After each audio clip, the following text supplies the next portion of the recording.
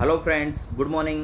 My name is Mahendra Dollar and here we study about the standard 8 chapter number 4th and semester 1, and here we previous lecture in study about the कैसे राजा रंजीत सिंह के साथ treaty करके sir general Henry Hardinge ने पूरा का पूरा British sick rule को अपने ब्रिटिश सर के अंडर कर लिया. Now we study about the next topic in Dalhousie policy of annexations. First of all, we are briefly idea about the policy of annexation. फिर हम स्टडी करेंगे Dalhousie के बारे में. पहले हम देख लेते एनेक्सेशन पॉलिसी है क्या. एनेक्सेशन मीन्स क्या. एनेक्सेशन मीन्स के हड़प लेना, किसी के पास से जुटवी लेना, दैट मीन्स एनेक्सेशन. तो डेलहाउसी की कौन सी ऐसी एनेक्सेशन पॉलिसी थी, कौन से ऐसे ट्रिक करके उसने पूरा का पूरा इंडिया को अपने ब्रिटिशर्स के अंडर कर लिया. Now we studies, let's start. The aim of Wellesley policy of expansion was to enslave the native kingdoms without using much of Britishers resources. Wellesley का एम मीन्स गोल, ऑब्जेक्ट क्या था कि उसको अपनी जो ब्रिटिश रूल को एक्सपांड करना था और एनस्लेव मतलब कि enslave the native kingdom without using much of British resources. कि जितने भी स्लेव मीन्स अपना मजदूर, जो अपना गुलाम होता है उसको बोलते हैं स्लेव. तो एनस्लेव करके मतलब पूरा का पूरा अपने अंदर करके ब्रिटिश रिसोर्सेज को इन्वॉल्व करना था. The states that accepted the subsidiary alliance consider the British as their friends. और स्टेट्स को फोर्सफुली उसको बोला गया कि आपको हमारे साथ सब्सिडियरी अलायंस, मतलब सब्सिडियरी अलायंस मीन्स कैसा कि आपको हमारे जो अलायंस हमारे साथ आपको एक कोलैबोरेशन करना है जिसमें हम आपको प्रोटेक्शन प्रोवाइड करेंगे और आप हमको ग्रेन्स, फूड, उसके अलावा हमारे जो ड्वेलिंग होती है, हमारे जो एकोमोडेशन होता है, हमारे जो ब्रिटिशर्स आर्मी का, उसको आपको प्रोवाइड करना पड़ेगा. समझ रहे हो आप कि हमारे ही देश में ब्रिटिशर्स यहाँ पे आके हमें उसको केयर करना है और हमारे पे ही वो रूल करेंगे. देखो यही थी उनका दिमाग, देखो उनकी सोच देखो कि कंप्लीटली उनका दिमाग एक ही था कि कैसे करके पूरा का पूरा एनेक्सेशन करके मतलब हड़प करके हमारी पास से हमारा ही इंडिया उसने कैसे हड़प लिया. Eventually, in the absence of internal and external threat, they become irresponsible and their administration started destroying. और उसने क्या किया कि अब ऐसे करेंगे तो क्या हुआ, इन्वॉल्वमेंट हुआ एडमिनिस्ट्रेशन में. जो किंगडम था, किंगडम के अंदर, राजा के अंदर, उसकी सभा में ब्रिटिशर्स के जो ऑफिसर थे उसका इन्वॉल्वमेंट हुआ इंटरनली एंड एक्सटर्नली. और उससे क्या हुआ क्या, अब उसने बोल दिया कि भाई हम ही केयर करेंगे, हम सब कुछ करेंगे, आप हमें बस प्रोटेक्शन प्रोवाइड करो. आप हमें, कोई राजा आपके साथ अटैक करने आ रहा है तो हम लड़ेंगे आपके साथ, आपको लड़ना नहीं है हम. तो इससे हमारे राजा तो खुश हो गए कि क्या बात है भाई, हमें कुछ नहीं करा और ये हमारा मजदूर है, हमारा सैनिक है, हमारा सोल्जर है, वो सब कुछ कर लेगा. लेकिन उसको पता नहीं था कि ये सब उनकी ट्रिक है, ये सब ट्रैपिंग है, ट्रैपिंग उनका, कि पहले उसको पैम्परिंग करने का, मतलब ऐसे ऐसे बहुत बटरिंग करने का, और then after they will catch up the all kingdom. और इससे क्या हुआ कि हमारा जो एडमिनिस्ट्रेशन था और डिट्रॉइंग मतलब धीरे धीरे खत्म होने लगा. The outcome of the conspiracy of the British was the anarchy in many princely state. और कंस्पायरी मतलब एक जाल बिछा के, एक कावतरा करके, एक जालसाजी करके उसने क्या किया कि जो हमारे मैनली प्रिंसली स्टेट थे उनको हड़प लिया. Anarchy in the man princely state in the Indian rules got trapped in it. और ओवरऑल ब्रिटिशर्स ने हमारे जितने भी इंडियन रूल थे उसको अपने अंदर ट्रैपिंग करके, दैट मीन्स जाल बिछा के हड़प लिया. The British got an excuse to start the interfering into the internal affairs of the states on the pretext of putting an end to anarchy. First of all, I am asking you anarchy. Anarchy system क्या है? Anarchy means कि राजा का बेटा राजा, राजा का बेटा राजा, राजा का बेटा राजा, उसको बोलते हैं एनार्की। हमारे यहाँ पे एनार्की सिस्टम नहीं है। आज की डेट में प्रेसिडेंट का बेटा प्रेसिडेंट बनता है, प्राइम मिनिस्टर का बेटा प्राइम मिनिस्टर बनता है? नहीं बनता। दैट इज एनार्की सिस्टम हमारे यहाँ पे नहीं है।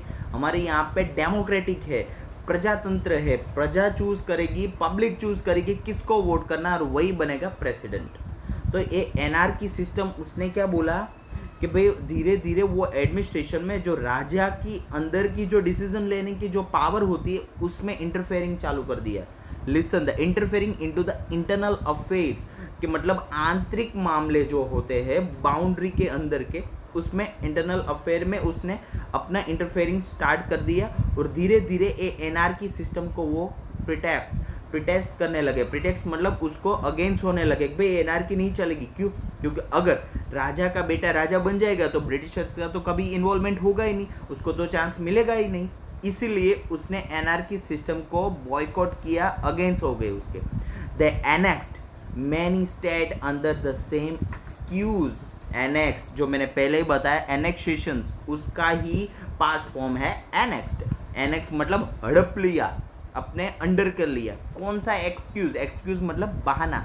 कौन सा बहाना देके कि भाई आप तो आपके बेटे, जैसे कि मैं एक आपको एग्जांपल दे रहा हूँ, झांसी की रानी, झांसी के जो राजा थे उसका कोई बेटा नहीं था तो उसने एडॉप्ट किया, दैट मीन्स कि दत्तक लिया। तो ब्रिटिशर्स ने क्या बोला कि आप दत्तक ले नहीं सकते। जो वहाँ के राजा नवलकर थे जो, और उसकी रानी जो झांसी की रानी लक्ष्मीबाई थी, तो उसको बोला कि आप दत्तक नहीं ले सकते, आपका कोई बेटा नहीं है, आपका कोई वंशज नहीं है, तो आप एडॉप्ट नहीं कर सकते। अगर आप एडॉप्ट करते हो तो आपका झांसी हम अपने अंडर कर लेंगे, हमारे ब्रिटिश रूल के अंदर आ जाएगा। इसे सेम एक्सक्यूज बना के बहुत सारे एक्सक्यूज मतलब बहाने बना के बहुत सारे स्टेट थे, प्रिंसली स्टेट, वो ले लिए। There after Burma, now Myanmar, जो बर्मा म्यांमार है वहाँ के regions of the Punjab were also annexed. और उसके अलावा मैं आपको बताता हूँ मैप में कि कहाँ पे बर्मा और कहाँ पे पंजाब है, दोनों को एनेक्स कर लिया। मतलब सोचो, हमारा पूरा का पूरा बाउंड्री लॉक कर दिया। कैसे? सी,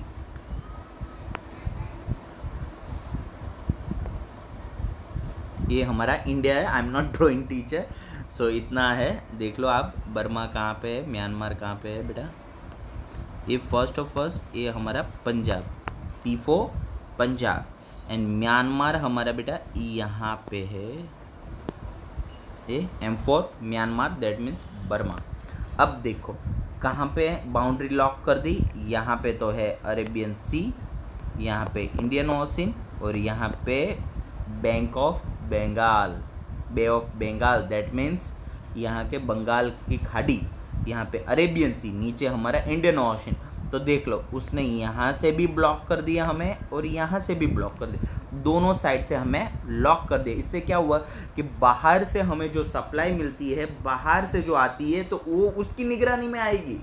जैसे कि अब मेरे घर पर आना हो तो आपको पहले गेट से एंटर होना पड़ेगा, then after you will meet me. लेकिन अब आपको गेट से ही रोक लिया जाए तो आप कभी मिल सकोगे मुझे? नहीं। सेम थिंग ब्रिटिशर्स की, देखो उसकी सोच, देखो कॉन्स्पायरेसी, देखो उनकी, मैक्सिममली उसको हड़पना ही था। Region of Punjab were also annexed. If the king died without a son, his state was annexed. Rules लगा दिया कि अगर किंग की डेथ हो जाए विदाउट हिज सन, कि मतलब उसके बच्चा ना हो, उसके पहले उसकी डेथ हो जाए, तो हिज डैड वॉज एनेक्स्ड, मतलब उसका राज्य छीन लिया जाएगा। अब सिंपल सा थॉट है, उसके किंग को कैसे भी करके ट्रैपिंग करके उसको किंग को मार दे तो उसका तो बच्चा होगा नहीं, तो हड़प लेंगे। मतलब सोचो कि एक हाथ में भी लड्डू, दूसरे हाथ में भी लड्डू, और बोलते हैं कि हम फैसिलिटी, हम प्रोटेक्शन प्रोवाइड करेंगे। एक कौन सा प्रोटेक्शन था? ये ब्रिटिशर्स का ट्रैपिंग देखो। इन दिस वे सतारा, झांसी जो मैंने बताया वही, Nagpur etcetera became the victim of policy of annexations. ये बहुत सारे पॉलिसी हो गए एनेक्सेशन की। ये सब विक्टिम मतलब ये सबूत है, उसकी हाजिरी है कि भाई इन सबों को, सब लोग के पास से एनेक्स करके छीन लिया, सतारा, झांसी, नागपुर एटसेट्रा। आपको क्वेश्चन आंसर के विच policy annex the princely state of India. तो कौन से annexation, policy of annexation and Satara, Jhansi and Nagpur. Dalhousie aimed to helping the British trader to make huge profit from the trade of tea, coffee and cotton by the capturing areas that the produce this commodity on the large scale। Dalhousie का M दूसरा भी क्या था कि वो British trader मतलब British व्यापारी को बहुत ज़्यादा प्रॉफिट करवाना चाहता था। क्यों? क्योंकि व्यापारी ब्रिटिशर्स के थे, उसको प्रॉफिट करेगा तो इनकम जाएगी कहाँ पे? Britain, UK, United kingdom, that means Britain, वहाँ पे इनकम जाएगी। इसीलिए टी, कॉफ़ी एंड कॉटन उसमें मैक्सिममली वो प्रॉफिट करवाने लगा। और दूसरा थिंग उसने क्या बोला कि कॉटन के लिए चाहिए लार्ज स्केल एरिया, तो वो क्या करता था, पहले एनेक्स करके ज़मीन हड़प लेता था और उसमें फोर्सफुली फार्मर को बोलता था कि आप कॉटन ही उसमें प्लांटेशन करो, क्रॉप्स में कॉटन ही प्लांट करो। और वो कॉटन सस्ते दामों में लेता था और बेच देता था कहाँ पे? ब्रिटेन में जो ब्रिटिश ट्रेडर्स थे उनको, और ब्रिटिश ट्रेडर्स वहाँ पे उसके साथ प्रोसेस करके कॉटन क्लॉथ्स वो सब बनाते थे। फिर वो ब्रिटिशर्स यहाँ पे हमें ही इंडिया में अच्छे अच्छे जो किंग थे, प्रिंसली स्टेट के जो महाराजा थे, उसको ही सेल करते थे कॉस्टली प्राइस में, एक्सपेंसिव प्राइस में उसको ही सेल करते थे। तो क्या हुआ? एक्सपेंसिव प्राइस भी मिली, चीपेस्ट रेट भी मिला, प्रॉफिट भी मिला, डबल प्रॉफिट हुआ। The consolidated the British rule in India and to run administration smoothly many changes were introduced by Dalhousie in India। और ये एडमिनिस्ट्रेशन धीरे धीरे डेलहाउसी ने पूरा का पूरा अपने अंडर ले लिया और स्मूथली चलाने लगा। क्यों? विदाउट इंटरफेयरिंग, क्योंकि अब तो राजा को इंटरफेयर करने वाले है ही नहीं थे। क्यों? क्योंकि उसको तो उसने एनेक्स करके हड़प लिया था। During his tenure, the first railway line was started between Mumbai and Thane, 1853 century। This is the maximum outer point। ये बहुत इंपॉर्टेंट पॉइंट है, नोट डाउन प्लीज, अंडरलाइन कर लो उसके नीचे कि कहाँ पे डेलहाउसी ने रेलवे फर्स्ट टाइम स्टार्ट किसने की? डेलहाउसी ने। कहाँ से? Mumbai to Thane, 1853 century। The modern postal system started in India and wireless system between the India and England too was introduced by during his tenure।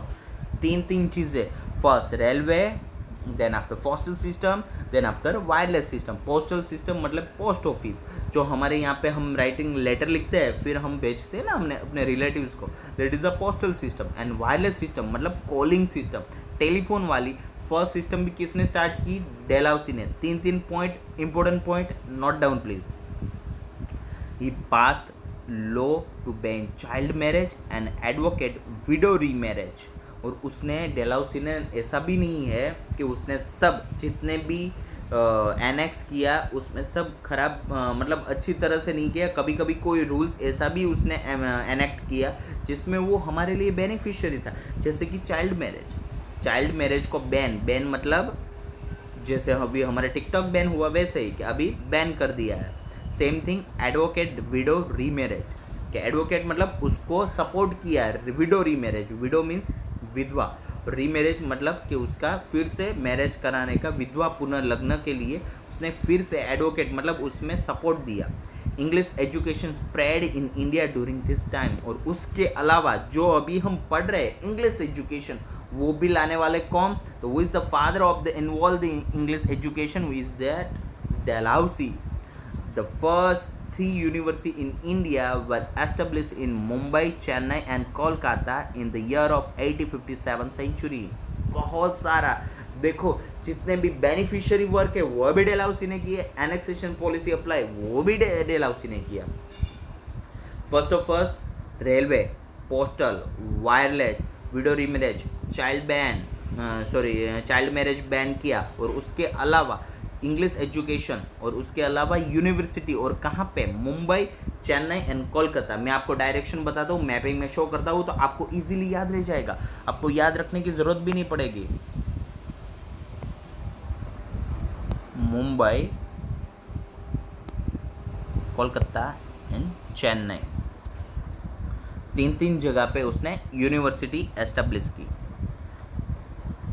Thus, these reforms were basically for the expansion of the British rule and easy in administration. उसमें भी उसने हमारे लिए इतनी कोई social service नहीं की थी, बेनिफिट तो उसका ही था। यूनिवर्सिटी क्रिएट करेंगे, इंग्लिश एजुकेशन को ज़्यादा से ज़्यादा सपोर्ट करेंगे, इनकरेज करेंगे, तो उसको ही एजुकेटेड पीपल मिलेंगे जो इंग्लिश एजुकेशन में बिलीव करते हैं, और वही वो अपने एडमिनिस्ट्रेशन में काम लेंगे। मतलब आम के आम गुठलियों के भी दाम। All through Indians benefitted later on, वही बेनिफिट हमें आज मिल रहा है क्योंकि हम आज English we learn the English.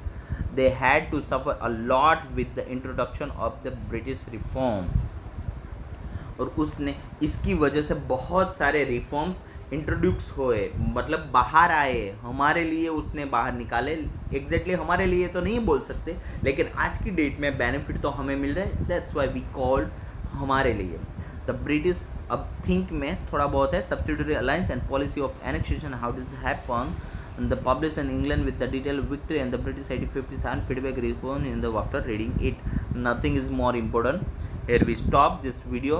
यहाँ पे हम वाइंड आउट करते हैं, और दूसरे लेक्चर में हम स्टडी करेंगे डिससेटिस्फैक्शन ऑफ पीपल, कि ये सब पॉलिसी अप्लाई करके, एनेक्सेशन करके, सब्सिडियरी अलायंस क्रिएट करके पीपल कैसे डिससेटिस्फाइड हो रहे थे, क्योंकि ये सब उनके बेनिफिट में था, हमारे बेनिफिट में तो था नहीं।